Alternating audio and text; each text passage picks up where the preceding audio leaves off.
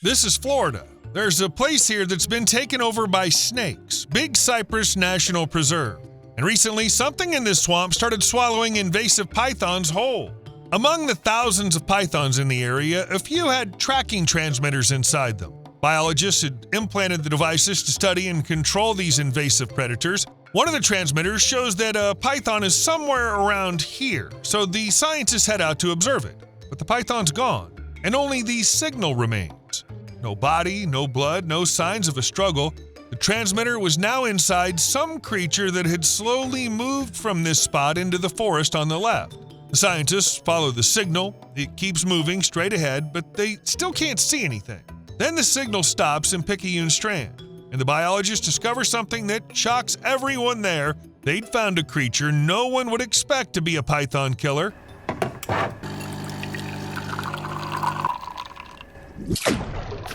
Since 2013, a major project has been underway in Florida. Researchers began tracking Burmese pythons with radio transmitters. And the obvious question is, why go to all that trouble? The answer's simple. These snakes are incredibly hard to spot in the wild. They stay in full stealth mode, hiding in dense vegetation and in the water, sometimes lying perfectly still and blending almost completely into their surroundings. And when a predator is that secretive, you can't just show up and watch it. You need a way to follow it closely and understand what it's doing at any given moment. Base, this is Unit 1. The target's moving southwest. Maintaining visual. Over. That's exactly what the radio transmitters made possible. They sent out a signal that allowed researchers to track where a snake was moving, where it stopped, and when it was active, almost in real time. So instead of ending up with a random scatter of points on a map, scientists were finally able to piece together a full picture of a python's life when it went hunting, when it rested, and how it moved through the swamps. I wonder how much that looks like tracking a robot vacuum. But over time, the data started showing something strange. Signals from some of the pythons would simply disappear. Usually it looked like this: the transmitter suddenly stopped moving, and the coordinates would stay frozen. And that almost always meant one thing: the snake was no longer moving either. At first, of course, it was easy to assume it was just a technical problem. Maybe the battery had died or the signal had been lost in the swamp. That would have made perfect sense. But when researchers checked, they found the equipment was working exactly as it should. The signal wasn't cutting out due to a technical failure. It was vanishing because the pythons were actually dying. And this was not some isolated incident. It kept happening again and again.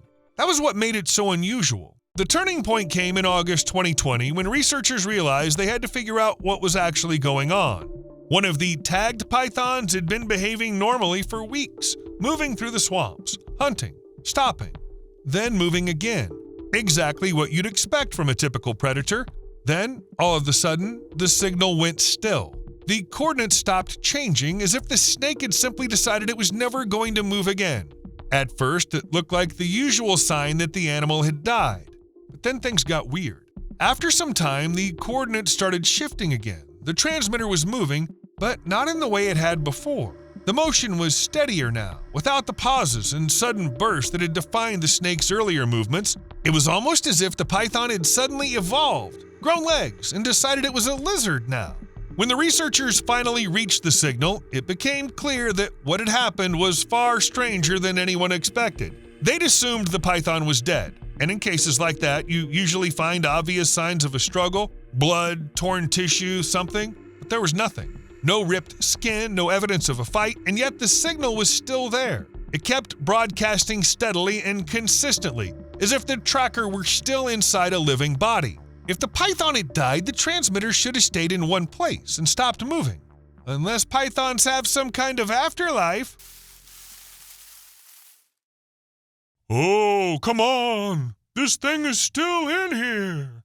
Okay, there was no python afterlife, but there was another animal. To figure out what was going on, the researchers had to use X-rays. The image made it unmistakably clear. Inside was the outline of a Burmese python.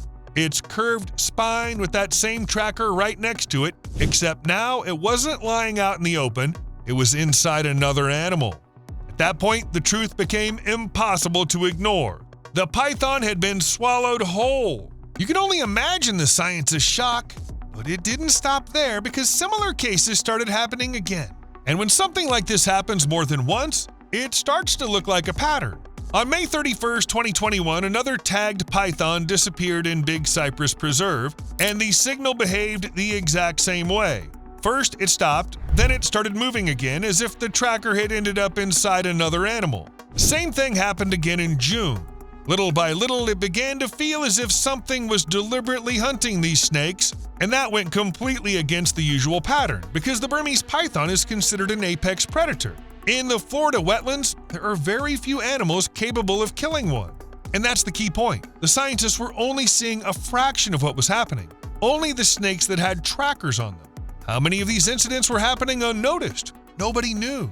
It started to seem like Florida had some kind of serial killer hunting Burmese pythons. Before we can figure out who can actually kill these snakes, we need to understand how they ended up in Florida in the first place. Burmese pythons are not native to the area, which means people were involved.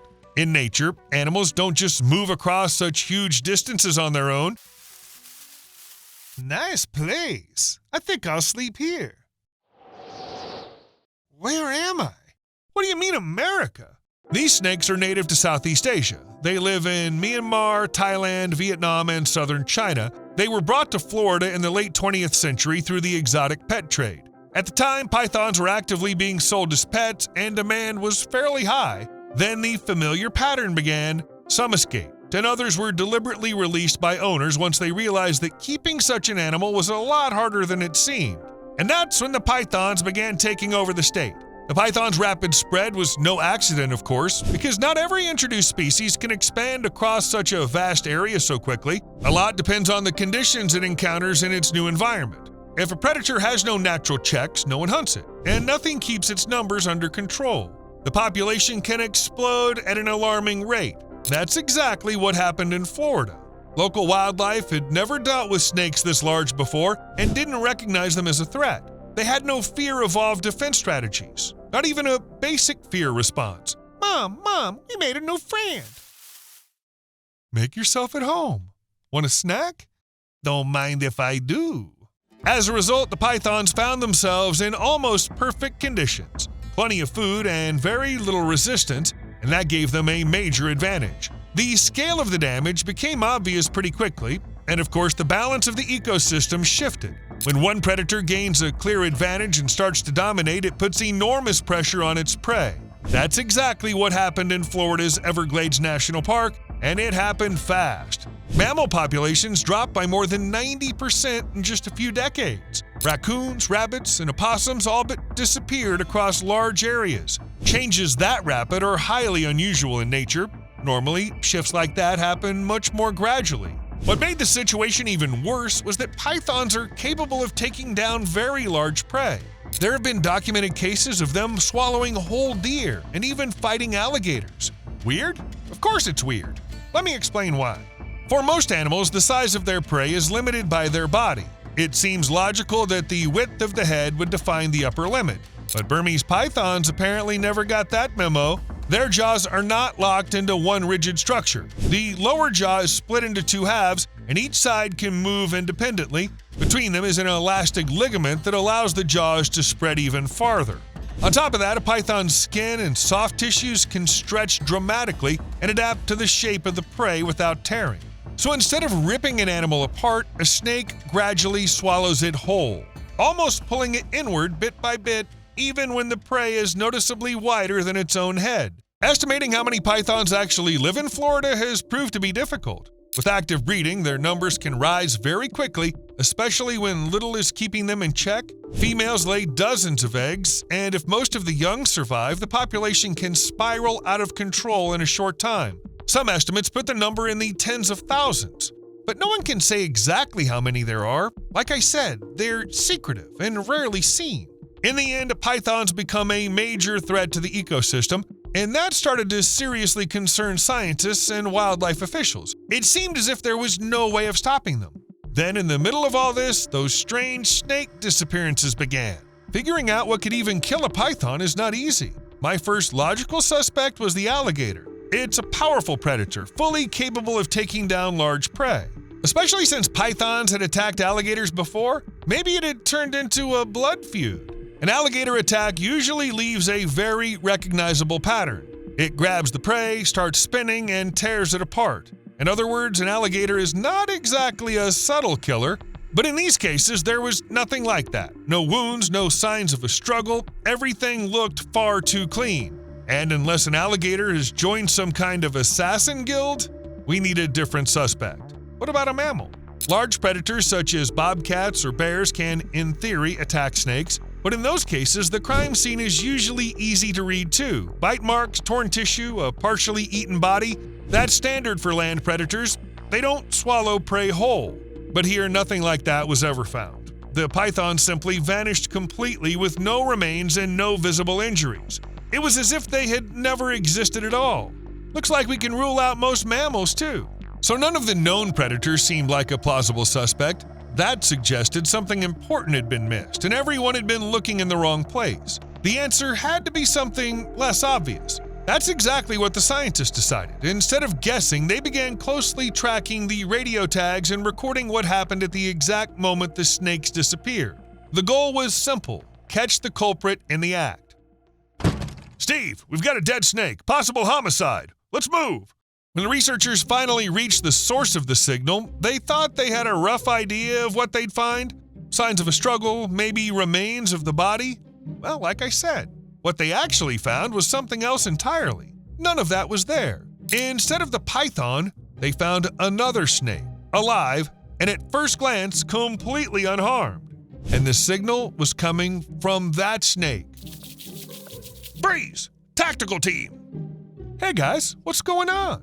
So the tracker was inside this snake, which could only mean one thing. It had swallowed the python along with the device. That discovery needed an explanation because it didn't fit the usual pattern at all. Where are the traces? Where's the blood and struggle? When an animal isn't torn apart but simply disappears, that points to a different kind of predation, one where the prey is swallowed whole. In cases like that, there may be no visible traces at all. To test that theory, the scientists took an X-ray of the snake they'd found, and there it was, the curved spine of the Burmese python visible inside, with a radio transmitter right next to it. So the python hadn't just died, it had been swallowed whole, transmitter and all. Remember the crocodile from Peter Pan? Kinda like that, except now we know how to make devices that don't tick. Figuring out exactly what had done this was important because not every snake is even capable of taking down a young python. Prey like that requires strength, size, and the ability to swallow it whole so there are no signs left behind. Most species simply aren't built for that. But unexpectedly, one native snake turned out to fit the profile: the Florida cottonmouth. This snake's strong enough, and its body structure allows it to seize and swallow a young python whole. That finally explained the strange cases the scientists had been seeing. And when they compared the animals' sizes, one surprising detail became impossible to ignore. The prey was almost as large as the predator. Usually in situations like this, size is what decides everything. The bigger animal has the advantage. How long are you? 6.5 feet. You? About 8 feet. Guess that makes me the predator. Damn.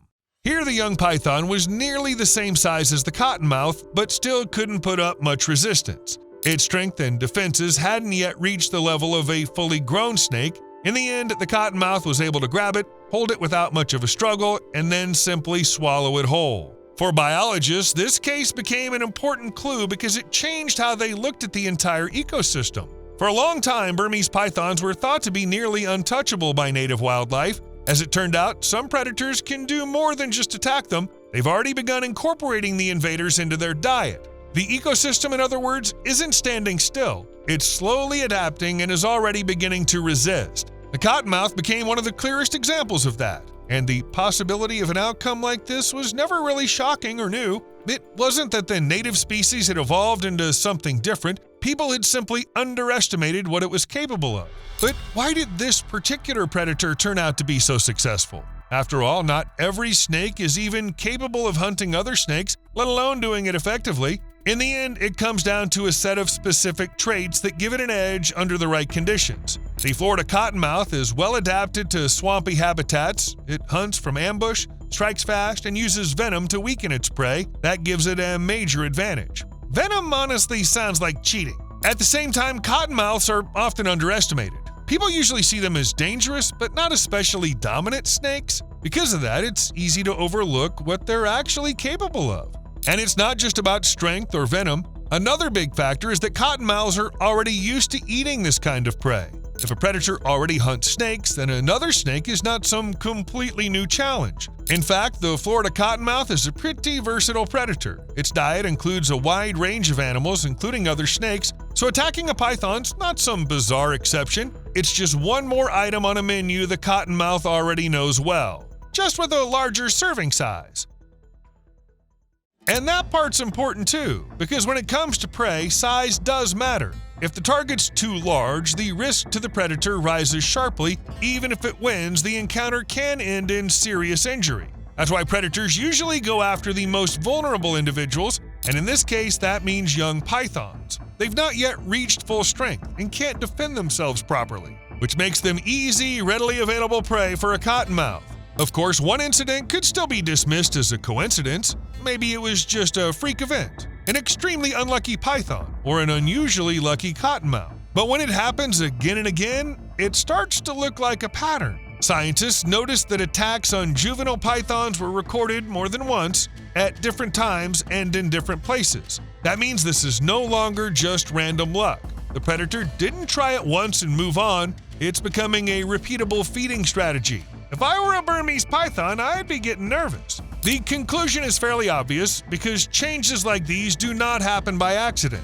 If a predator starts feeding on a new species on a regular basis, it means it's adapting to local conditions. But in this case, the cottonmouth did not encounter something completely unfamiliar. It simply expanded its usual menu a little, added a bit of something exotic, and now for this snake, the Burmese python's just one type of prey. Kind of like sushi once you learn to make it at home. It's clear this situation doesn't involve just one species, because in a living ecosystem, everything's connected.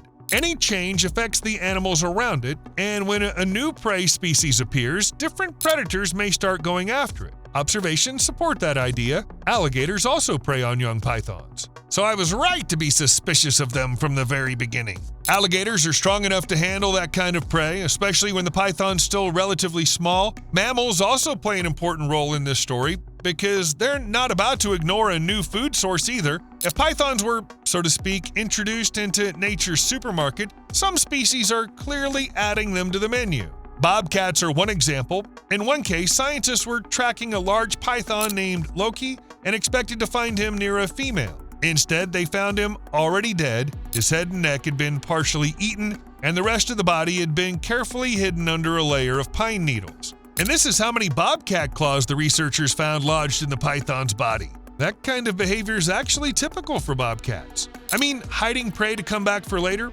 though losing a few claws in the process is apparently part of the deal too. And it shows that even fairly large pythons can become prey. All it takes is the right predator. Naturally, pythons start facing problems as early as the breeding stage because eggs are the most vulnerable phase of their life cycle. Any egg-laying species has to protect its clutch, otherwise the offspring simply will not survive. In the wild, such nests often get raided by everyone from large mammals to insects. The same thing happened in Florida. One especially telling case took place in June 2021 when a bobcat was caught on camera eating python eggs right in the nest. It was the first documented observation of this behavior. So basically, pythons are under pressure at every age. Florida's fighting back.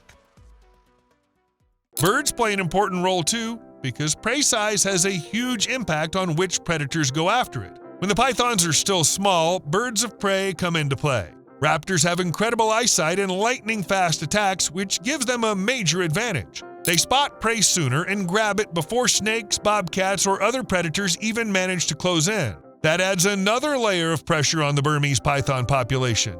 Large mammals play a part as well, simply because there's accessible prey around. And they're not going to pass that up. Black bears, for example, don't specifically hunt snakes, but they are omnivores and will eat snake meat when the opportunity presents itself. If a python is vulnerable or just happens to end up within reach, a bear may attack it. Cases like that have been documented. So basically, pythons are starting to get hit from all sides, even by animals that were never really considered their natural enemies in the first place. But how effective all this pressure really is remains a big question. In the end, a species' numbers depend not only on how many individuals die, but also on how quickly those losses are replaced. If reproduction is active enough, even constant predation on part of the population may have little overall effect. That's especially true for pythons. As I mentioned earlier, females lay dozens of eggs at a time. The young grow fairly quickly, and adult snakes can live for many years. As a result, they can easily make up for losses and continue spreading into new territory. And what about humans? When a population gets out of control, people try to reduce it, especially when it's having such a serious impact on native wildlife. In Florida, there's a dedicated python removal program, and it's already removed more than 23,500 snakes. Sounds impressive, right? Yeah, but not when you compare it to the scale of the overall population. It's still not enough. Measures like this may slow the spread, but they're unlikely to solve the problem completely. Finding pythons remains one of the hardest parts of the entire program. Even with a lot of people and equipment involved, the results are still fairly limited. That comes down to how pythons live. These are secretive predators with excellent camouflage, and they blend almost perfectly into their surroundings. The coloring of Burmese pythons works like natural camouflage. In grass, roots, and dark water, they're nearly impossible to spot. They can stay submerged for long periods with only a small part of the body above the surface, or hide in tight spaces that are almost impossible to inspect. And on top of that, pythons live in places that are hard as hell to get into. You can't just walk in there, and even if you do, you run into this bizarre situation where you can be standing very close to a snake and still not see it. No one knows how this story will end, although that is the main question scientists are focused on. Nature does have mechanisms of self-regulation. Over time, the ecosystem can adjust to a new species, and local predators may begin to keep its numbers in check. There are already early signs of that happening. Different animals are beginning to prey on pythons at different stages of their lives. That's genuinely encouraging. But the key issue is speed. Pythons are spreading fast, moving into new territory and continuing to reproduce there. And if native species adapt too slowly, the balance may not recover in time. Whether the ecosystem can ultimately bring Burmese pythons under control is something we may learn over the next few years. You owe me a like. See you later.